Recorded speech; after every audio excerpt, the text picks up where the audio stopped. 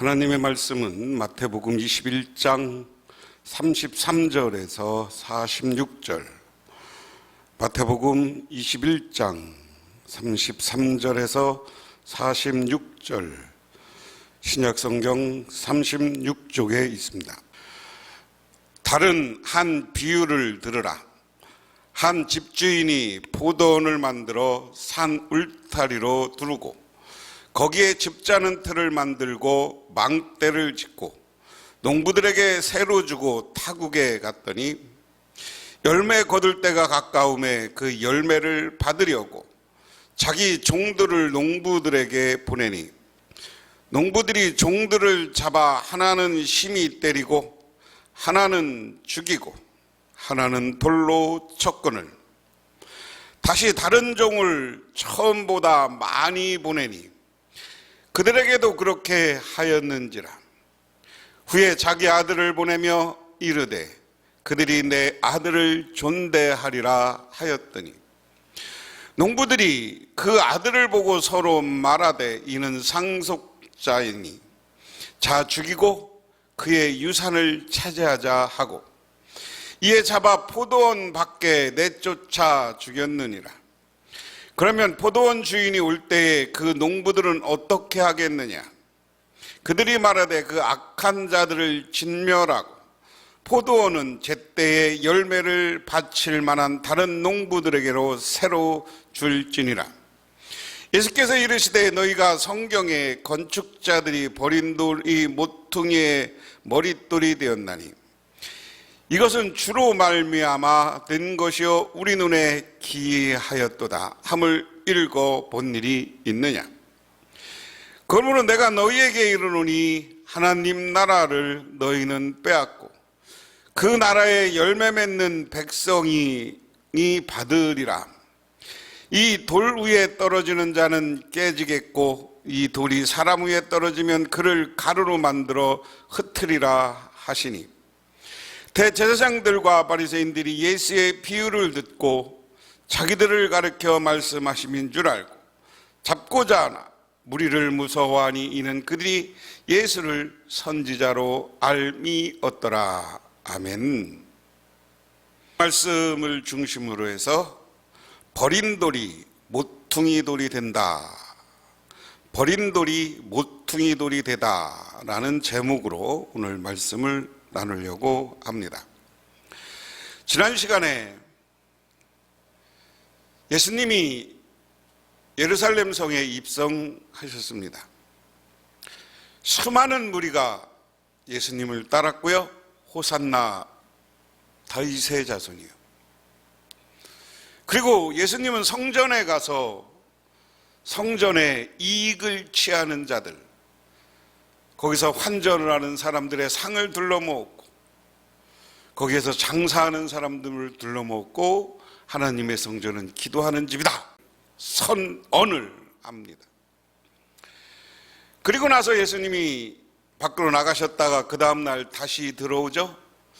다시 들어와서 성전에 와서 하나님의 말씀을 가르칩니다.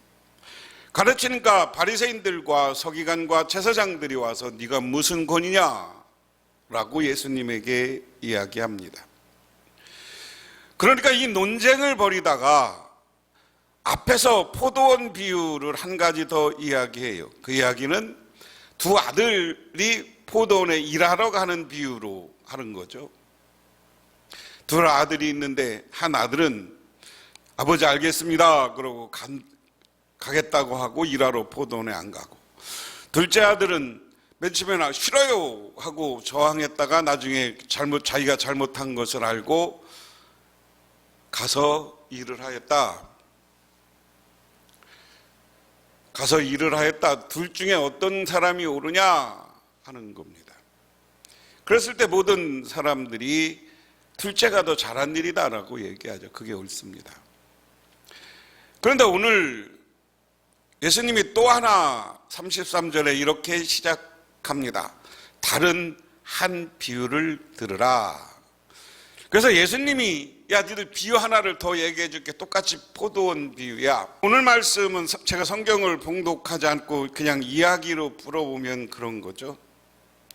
어떤 사람이 돈이 있어서 땅을 사갖고 거기에 포도원을 잘 지었어요. 그리고 산에서 짐승이 내려오고 할까봐 또한 자기 경계 표시를 하기 위해서 그 산 위에 울타리도 잘 졌습니다.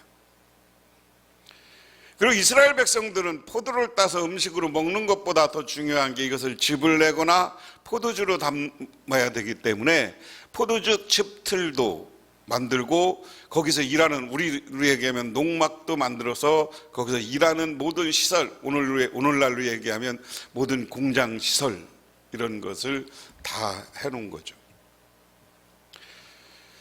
그리고 그것을 사람들에게 세를 주고 떠났다. 저는 포도원 하면 기억나는 게 있는데요.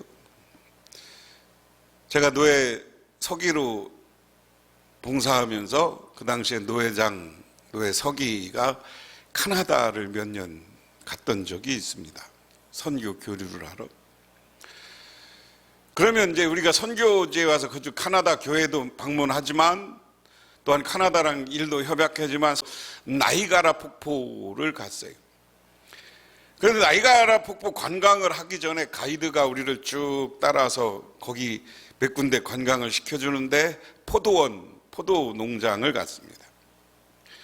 포도 농장을 가니까 포도 농장마다 작은 규모의 와인을 담그는 공장들이 있는 거예요. 포도한 농장이 있으면 그 농장 주인마다 이 포도주와 포도즙들과 포도주를 만드는 시설들을 만들어 놓은 거예요.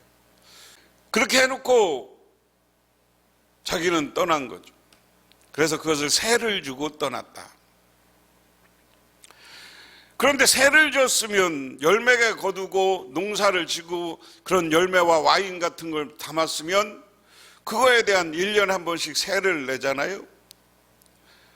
우리 시골도 요즘 가보면 농사 할머니들이 많으니까 농사 짓는 분들은 젊은 형님들 한, 둘, 셋씩 한 분들이 이 집 저 집 농사를 다 지면서 자기가 거기에서 수확한 걸 가지고 뭐 계약을 하는 겁니다. 1년에 농사 진 거 갖고 뭐 벼 한 가마를 준다든가 80kg 아니면 2가마를 준다든가 뭐 이렇게 해서 다 계약을 하고 끝나고 나면 주는 거예요.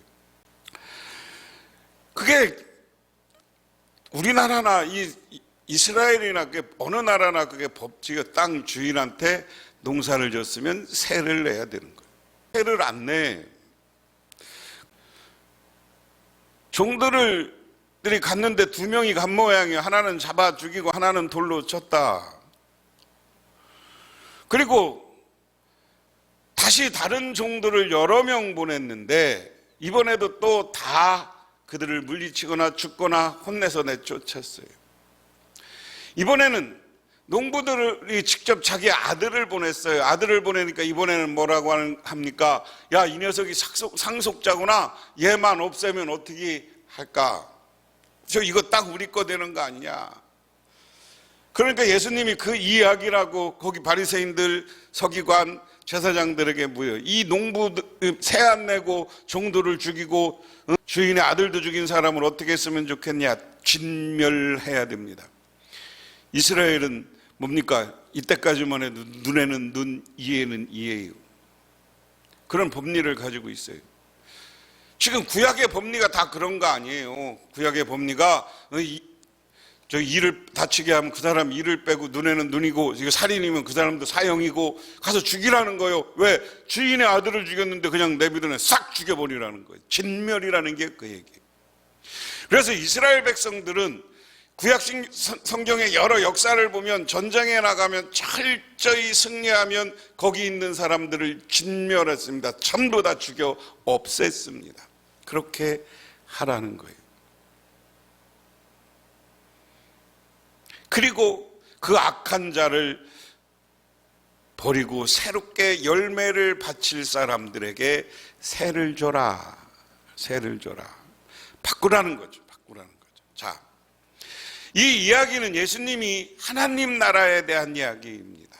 그리고 이 땅에 우리가 살아가는 우리들에 대한 이야기입니다. 야, 하나님이, 포도원 주인은 하나님이고 하나님이 너희들에게 세상을 맡겼어. 세상을 맡겼어. 근데 너희들에게 세상을 맡기고 그리고 이스라엘 백성들에게 가나안에서 이스라엘 백성들을 저 애굽에서 출애굽해서 이 가나안 땅에 땅을 주고 여기서 살게 했어요. 그런데 이스라엘 백성들이 사사시대부터 계속 보면 하나님을 업신여기고 제멋대로 제 욕심을 따라 살았어요. 그래서 사사기를 읽다 보면 사사기에 이방 나라들이 쳐들어오는 이유 중에 하나는 전부 이스라엘 백성들이 평안했지만 하나님을 떠나서 죄를 졌다 이랬어요. 죄를 지면 하나님은 그거에 대한 징계로 다른 나라가 이스라엘을 공격하고 와서 억압하고 다 빼가서 그들이 고통받게, 그 고난 속에서 다시 회개하면 하나님은 그들을 건져줬어요. 그게 구약 성경이에요. 예수님 시대 니들 잘 하라는 거예요. 예수님 시대 너희들이 잘못한 것 때문에 몇 번이나 진멸을 당한 거 아닙니까? 예수님 시대가 올 때까지 이스라엘 역사를 보면 이스라엘 백성들이 바벨론의 포로로 지금 잡혀갔다가 스룹바벨에 돌아왔지만 지금 오늘 이 상황은 로마에 의해서 다시 지배받고 있는 시대예요. 그런데도 지들은 조금 하나님이 지들 제사장으로 그리고 서기관으로 바리새인들로 이스라엘 백성들 가운데 귀족으로 살게 해주니까 하나님께 감사할 줄 모르는 거예요. 여러분, 그래서 많은 사람들이 뭐라고 합니까? 이 주인이 보낸 종들, 하인들은 누구예요? 예언자들을 상징하는 거예요. 그 다음에 종들을 죽인 건 누굽니까? 바로 예수님이 앞에 질문에서 누구에 대한 질문을 합니까? 세례 요한을 어떻게 생각하냐라는 질문이에요. 세례 요한 죽였잖아요. 지금 예수님에게 시비 거는 이 사람들이 세례 요한을 죽이는데 간접적으로 동의했잖아요. 그래 놓고 자기들이 물으니까 하나님의 아들인데요 이렇게 하면 자기들이 로마에 쫓겨나고 뭐라고 얘기하면 또 너는 하나님을 제대로 예언자를 안 섬긴다고 할 것 같으니까 예수님 나도 몰라. 그렇지만 예수님 이 말씀을 통해서 깨닫게 하는 거예요.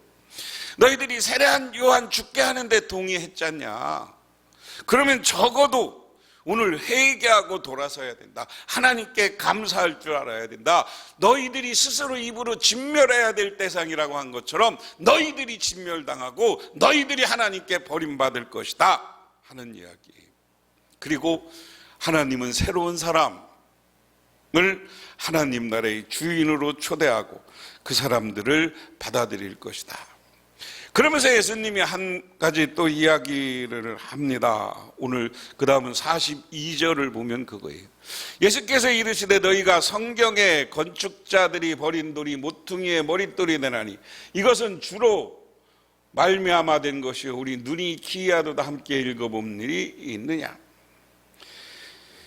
야, 성경에 보니까 머릿돌이 건축물 하는데 버린 돌이 머릿돌이 된다고 했어. 모퉁이들 버려진 돌 저 한쪽에 버려졌던 돌이 가장 중요한 머릿돌이 된다고 했어. 머릿돌이. 우리나라는 머릿돌 하면 어디입니까? 큰 기둥을 세울 때 그 밑에 받치는 머릿돌이에요. 뭐 이걸로 해석하든. 근데 이 돌로 건축하는데 머릿돌은 어떤 것으로 해석하냐면 밑에 있는 돌이 아니라 이렇게 아치형으로 문을 칠 때, 이 아치형으로 문을 만들 때 이 위에 들어가는 가장 중요한 돌이라는 거죠. 이것을 해석할 때 머릿돌을 어떻게 해석하느냐, 이거냐, 뭐 우리 문화에 따라 해석해도 상관은 없지만 하여간 제일 머릿돌이라는 것은 제일 중요한 게, 우리 식으로 얘기하면 기둥을 받치고 있는데 머릿돌이 깨지면 집이 무너지는 거예요. 문을 이렇게 머릿돌을 세우는데 이 위에 있는 게 떨어지면 이게 아치형으로 만들었던 문이 떨어지는 거예요. 이 건물이 다 부셔지는 거예요. 그래서 머릿돌은 가장 중요한 돌이다 이렇게 우리들은 이야기하면 됩니다. 그 말을 들어본 적 있느냐. 지금 너희들은 머릿돌이라고 생각하지만 모퉁이들 버려지던 돌이 너희들이 내가 아니라 너희들 내가 예수님의 구원자가 아니라고 하는 거 안다. 나 그런 거 안다. 그런데 천국에 가면 내가 더 중요한 사람이다. 이런 상징적인 언어일 수도 있다. 그러면서 뭐라고 그러느냐, 43절에. 그러므로 내가 너희에게 이르노니 하나님 나라를 너희가 빼앗기고 그 나라의 열매 맺는 백성이 받으리라. 이 돌 위에 떨어지는 자는 깨어지고 이 돌이 사람 위에 떨어지면 그가 가루로 만들어 흩으리라 하는 겁니다. 그래서 여기서 너희들이 빼앗긴다, 너희들이 지금 제일 중요한 머릿돌이라고 생각하지만 너희들이 깨어지고 너희들이 진멸하고 너희들이 가루가 될 거다, 정신 차리라는 거예요. 오늘 예수님에게 와서 무슨 권위냐 하고 따지는 제사장들, 서기관들, 그리고 바리새인들을 향해서. 여러분, 우리가 살면서 제일 중심에 있는 사람들, 그리고 어떤 것을 끌어가는 사람들은 겸손해야 돼요. 리더는 겸손해야 되고요. 그 겸손하면서 정말 하나님 앞에 하나님의 말씀 두려워할 줄 아는 거예요. 오늘 대제사장들을 향해서 니들 교만하고 너희들이 하나님의 아들을 죽였고 하나님의 종을 죽일다, 하나님의 아들은 지금 예수님을 죽이려고 하는 걸 지금 빗댄 거고요, 앞에 온 종도를 죽였다는 이야기, 세례 요한을 죽인 지금 이스라엘의 유다의 지도층, 지배층, 바리새인, 서기관, 제사장들을 향해서 예수님이 너희들 하나님께 영광 돌리라는 거예요. 하나님의 뜻을 물으라는 거예요. 하나님 앞에 쓰임 받으라는 거예요. 버려지면 앞으로 가루가 되고 진멸하고 니들 망하고 말 것이다 라는 하나님의, 예수님의 선언입니다. 그러니까 45절 46절에 어떻게 합니까? 대제사장들과 바리새인들이 예수의 비유를 듣고 자기들을 가르쳐 말씀하심인 줄 알고 잡고자 하나 무리를 무서워하니 이는 그들이 예수를 선지자로 알미러라. 자, 이 말씀을 통해서 한번 생각해 보세요. 예수님이 자기들을 위해서 한 이야기인 줄 알면 어떻게 해야 돼? 하나님 앞에 회개해야죠. 하나님 앞에 바로 서야죠. 예수님의 말씀에 순종해야죠.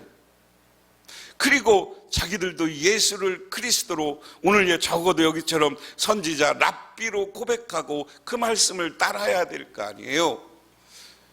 그런데 예수님을 죽이고자 했습니다. 잡아 죽이고자 했습니다. 이때까지만 해도 예수님 주변에는 엄청난 무리가 예수님을 돕고 있었다 하는 겁니다. 오늘 이 시간 앞에서 얘기한 포도원의 비유, 포도원을 통해서 주인에게 세를 바치지 않고 오히려 주인 세를 받으러 온 사람, 주인의 뜻을 전하러 온 사람들을 죽이고 거부했고, 그리고 하나님의 아들, 주인의 아들이 왔음에도 불구하고 그 아들을 죽이고 자기들 일이 상속될 것이라고 착각했던 사람들, 그 사람은 예수님이 너희들은 가루가 되고 진멸될 것이라는 선언을 합니다. 오늘날 교회에서 하나님 앞에 겸손하지 않고 하나님 자리에 자기가 앉아서 교만한 오늘날 이단들, 또한 한국교회에 겸손하지 못한 교회를 망치고 있는 기독교인들, 예수님의 뜻이 아니라 지 생각대로, 자기 생각대로 살아가는 사람들, 그 사람들은 천국 가지 못하고 하나님 앞에 진멸되고 버림받을 것입니다. 하지만 나약하고 부족하지만 우리 하나님 앞에서 기도하고 간구하는 사람들, 하나님의 뜻을 묻고 하나님과 동행하는 삶을 살아가려고 하는 사람들, 이 사람들은 하나님이 저 영원한 천국의 주인으로 삼아주고 오늘 머릿돌로 삼아주고 가장 귀중한 존재로 삼아주시는 줄 믿으시기 바랍니다. 우리들은 하나님 앞에 인정받고 귀중함을 받고 저 영원한 천국의 주인들이 되어서 하나님으로부터 은혜와 축복을 누리시기를 주님의 이름으로 축원합니다. 기도하겠습니다. 하나님 고맙습니다. 오늘 시간 하나님의 은혜와 은총을 기억하며 저희들 주님께 나와 기도하고 간구합니다. 오늘 우리들은 하나님 앞에 어떤 사람입니까? 하나님이 엄청난 은혜를 주었고 축복을 주었고 이 땅에서 살아가는 은총을 허락하였지만 그것에 감사하지 못하고 하나님께 그 은혜와 은총과 감사와 영광을 돌리지 못하고 교만하여서 우상을 섬기고 세상을 섬기고 물질을 섬기고 있는 저희들을 용서하옵소서. 이제 오직 주님만 섬기며 주님께 영광 돌리고 하나님께 찬양하며 살아가는 우리들에게 영원한 하늘의 축복과 하나님 나라의 기쁨을 허락하옵소서. 우리 하루하루의 삶이 행복하고 기쁜 삶이 되게 하옵소서. 위기와 어려움을 극복하는 삶이 되게 하옵소서. 예수님 이름 받들어 기도드리옵나이다. 아멘.